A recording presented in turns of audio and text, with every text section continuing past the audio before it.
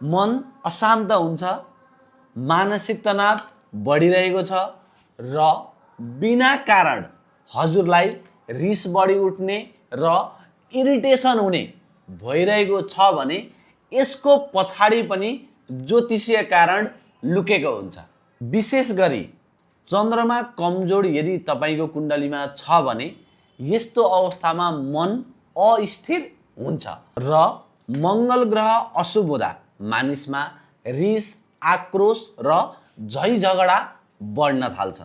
यस्तो अवस्थामा मानिसहरूले हतारमा डिसिजन गर्न थाल्छ र मानिसहरूसँगको झै झगडापन बढ्न थाल्छ। यदि यस्तो तपाईको कुण्डलीमा छ भने हजुरले मङ्गलबार र सोमबारको दिन सकेसम्म माछा मासु नखानुहोला र सकेसम्म बिहानको समयमा मेडिटेसन गर्नुहोला। हस्त, धन्यवाद।